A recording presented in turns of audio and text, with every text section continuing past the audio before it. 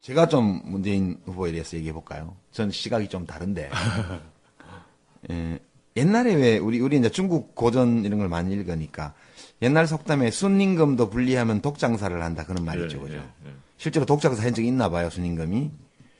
그리고 공자님도 말 키운 적 있지 않아요? 그죠? 하급 공무원으로. 근데 말 키우는 공자는 별거 아니잖아요.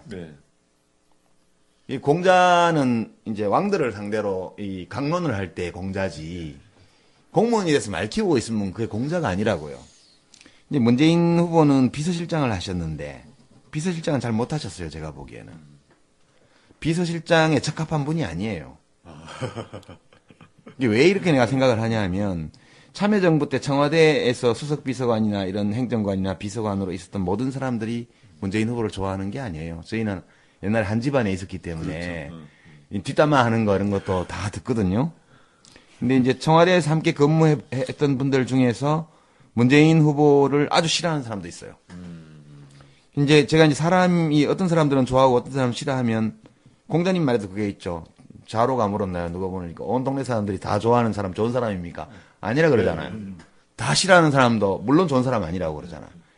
그러니까 좋은 사람은 모든 사람이 좋아할 수도 없고 아무도 좋아하지 않은 경우도 없다는 거예요. 좋아하는 사람은 좋아하고 싫어하는 사람은 싫어하고 이유가 중요한 거죠. 근데 또 문재인 비서실장을 싫어하는 사람들도 나쁜 사람들이 아니에요. 좋은 사람들이에요. 그래서 제가 왜 싫어할까라는 얘기를 이렇게 들어봤는데요. 그게 이 문재인 후보가 비서실장으로 적합한 사람이 아니에요.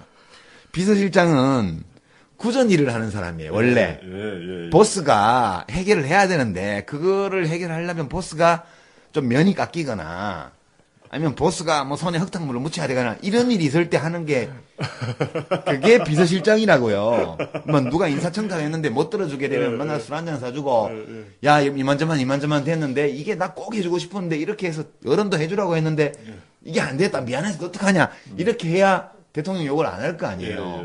근데 이제 문재인 비서실장은 그런 게 없는 거예요. 그냥 이 사람은 이래서 안 됐다. 그거 듣는 사람이 열받잖아요. 왜 딴 사람은 해주고 내가 추천하는 사람은 안 해줘. 이렇게 되니까 꼭 그 법정에서 하듯이 비서실장은 그렇게 한 거예요. 깔끔하게 한 거네요.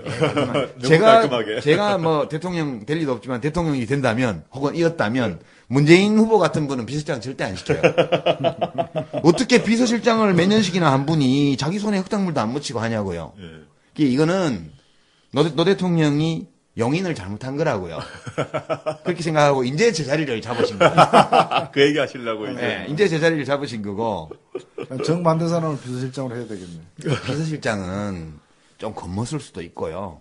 거짓말도 좀 할 줄 알고, 응? 누가 보면 맨날 술도 잘 먹고 이런 사람이 비서실장을 해야 돼요.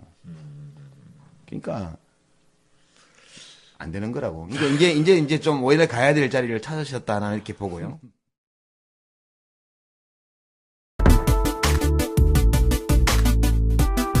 왜 싫어할까라는 얘기를 이렇게 들어봤는데요.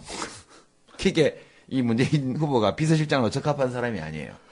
비서실장은 구전 일을 하는 사람이에요. 원래 보스가 해결을 해야 되는데 그거를 해결하려면 보스가 좀 면이 깎이거나 아니면 보스가 뭐 손에 흙탕물을 묻혀야 되거나 이런 일이 있을 때 하는 게 그게 비서실장이라고요. 뭐 누가 인사청탁 했는데 못 들어주게 되면 맨날 술 한잔 사주고 야 이만저만 됐는데 이게 나 꼭 해주고 싶었는데 이렇게 해서 어른도 해주라고 했는데 이게 안 돼. 아주 싫어하는 사람도 있어요. 이제 제가 이제 사람이 어떤 사람들은 좋아하고 어떤 사람은 싫어하면 공자님 말에도 그게 있죠. 자로가 물었나요? 누가 보니까 온 동네 사람들이 다 좋아하는 사람 좋은 사람입니까? 아니라 그러잖아요. 다 싫어하는 사람도 물론 좋은 사람 아니라고 그러잖아요.